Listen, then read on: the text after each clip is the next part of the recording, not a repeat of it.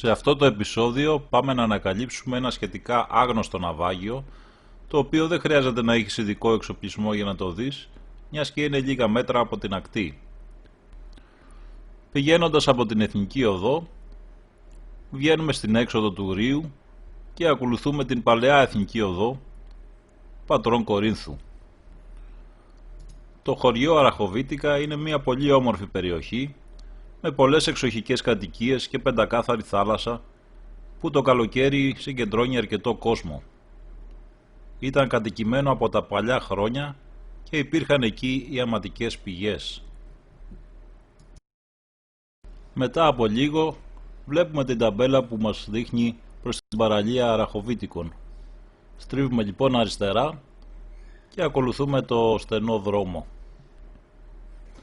Μετά από λίγα μέτρα στην κατηφόρα φτάνουμε σε μία διχάλα όπου θα πάμε αριστερά. Δεξιά οδηγεί στη μαρίνα των Αραχοβίτικων, όπου και από εκεί μετά, στρίβοντας πάλι αριστερά, μπορούμε να φτάσουμε στο ναυάγιο. Αλλά από αυτά τα στενάκια αριστερά και μετά δεξιά κάτω προς την παραλία φτάνουμε κατευθείαν. Το πλοίο ονομαζόταν Ιωάννης Νομικός και το 1941 χτυπήθηκε από τα γερμανικά αεροπλάνα Junkers, όπως και πολλά άλλα πλοία στον Πατραϊκό κόλπο, και προσαράχθηκε στην ακτή Αραχοβίτικων.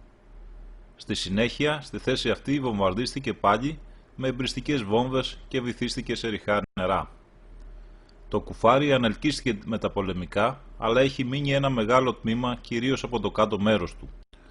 Υπάρχουν και πολλά άλλα ναυάγια στον Πατραϊκό κόλπο, όπως ένα γνωστό στο Ψαθόπυργο, στο Ρείο και στην Κάτω Βασιλική, αλλά χρειάζεται ειδικό εξοπλισμό δίτη για να πας να τα δεις, ενώ αυτό είναι πολύ εύκολα προσβάσιμο και πολύ κοντά στην ακτή.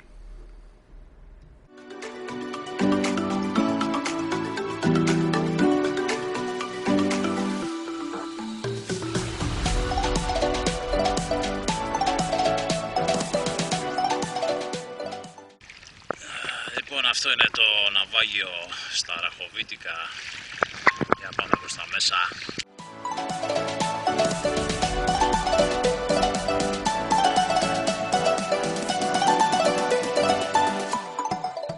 Πολλές πέτρες και αχινούς, άρα θέλει παπουτσάκι πλαστικό, όπως πήρα και εγώ τώρα.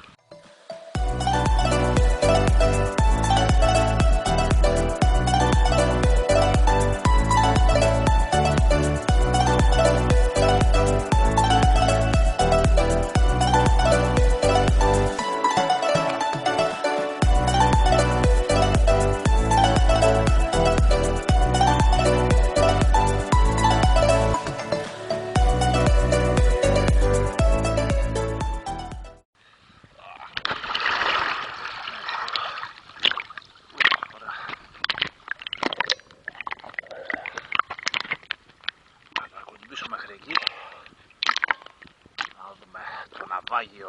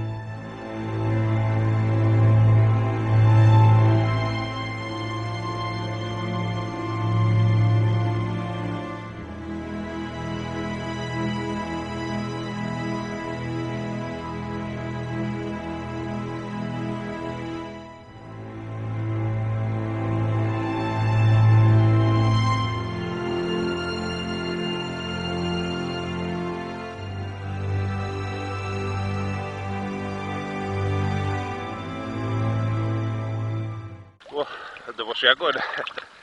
Δεν ξέρω πώς φαίνεται στην κάμερα.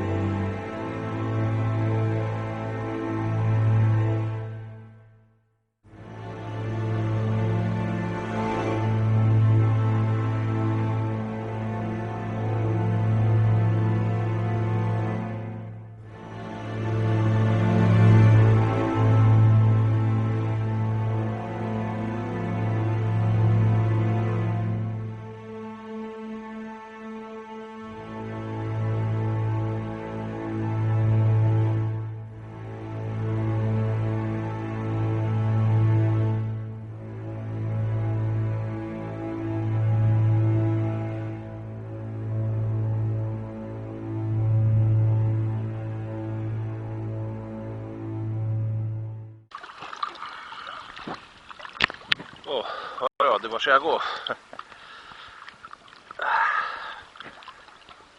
Καλύτερα να είχα καλύτερο εξοπλισμό και βατραχοπέδιλα, να πάω και πιο μέσα.